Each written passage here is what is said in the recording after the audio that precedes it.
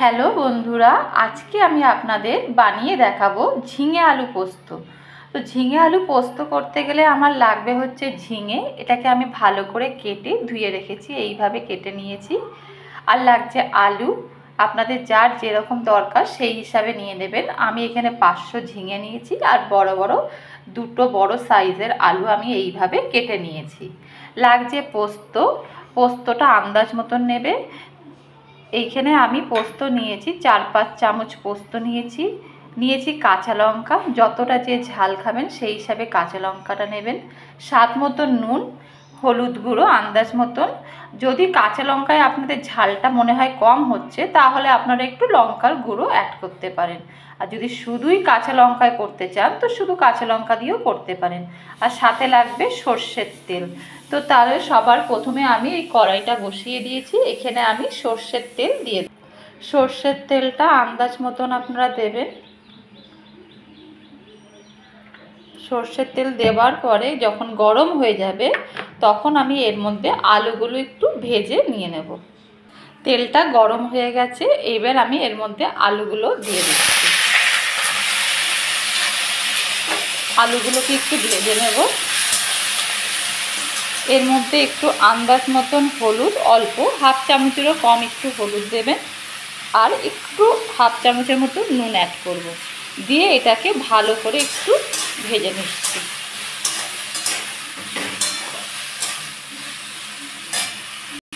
আলুটা আমার ভাজা হয়ে গেছে, এবার আমি তুলে নিচ্ছি। এবার ওই তেলের মধ্যে আমি এই ঝিঙেগুলো যে কেটে রেখেছিলাম এই ঝিঙেগুলো দিয়ে দেব। দিয়ে আমি একটু ভাজা ভাজা করব। ঝিঙেটার মধ্যে কিন্তু এখন আমি কোনো নুন টুন কিচ্ছু দেব না, তার কারণ ঝিঙের থেকে কিন্তু এমনিতেই জল বেরায়, আবার নুন দিয়ে দিলে কিন্তু আরও বেশি জল বেরাবে। তো ঝিঙেটা যখন একদম ভেজে কমে যাবে তখন আমি এর মধ্যে আলুগুলো ছাড়ব।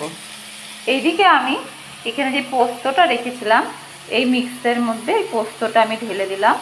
সাথে আমি কাঁচা লঙ্কাগুলো দিয়ে দিচ্ছি। দিয়ে আমি এটাকে ভালো করে একটা পেস্ট তৈরি করে নিচ্ছি। দেখুন ঝিঙেটা কিন্তু আমার ভালো করে ভাজা হয়ে গেছে। এবার আমি এর মধ্যে এই আলুগুলো দিয়ে দেব। এইদিকে আমি যেই পোস্তটা নিয়েছিলাম সেটা আমি এখানে বেটে রেখেছিলাম। আপনারা দেখবেন যখন পোস্তটা বাটবেন তখন যেন একটু দানা দানা ভাব থাকে, তাহলে কিন্তু পোস্তটা খেতে ভালো লাগে। এইবার এই পোস্তটা আমি এর মধ্যে পুরোটা দিয়ে দিলাম। দিয়ে আমি ভালো করে কষিয়ে নেব।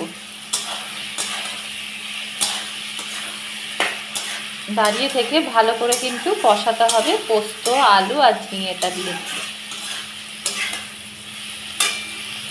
এর সাথে সাথে আপনারা নুন হলুদ আন্দাজ মতন দিয়ে দেবেন। এখানে আমি 1 চামচ মতন নুন দিয়ে দিচ্ছি। লাগলে আবার পরে দেখে নেব, মনে হচ্ছে আর লাগবে না। হলুদও ছোট 1 চামচ হলুদও দিয়ে দিলাম। দিয়ে আমি এবার কষিয়ে নেব। পরে আপনারা ঝালটা আবার চেক করে নেবেন, যদি মনে হয় ঝালটা কম আছে তাহলে একটু লাল লঙ্কার গুঁড়ো অ্যাড করতে পারেন। এটাকে ভালো করে পোস্তটা কিন্তু কষাতে হবে, কাঁচা কাঁচা পোস্ত কিন্তু করবেন না। এটা ভালো করে এইভাবে নেড়ে নেড়ে কষাবেন।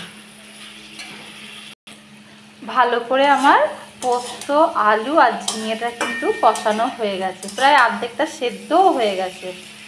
আমি একটু ঝোল ঝোল যেহেতু রাখবো তার জন্য আমি একটু জল দিয়ে দেব।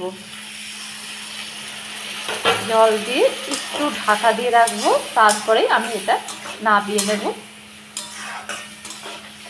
আপনারা যদি শুকনো রাখতে চান তো শুকনোও রাখতে পারেন, আমি একটু মাখা মাখা টাইপের রাখবো।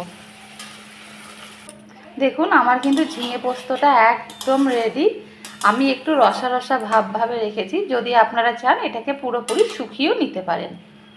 তাহলে দেখুন একদম রেডি হয়ে গেছে আমার ঝিঙে আলু পোস্ত। গরম গরম ভাতের সাথে কিন্তু খুব ভালো লাগে।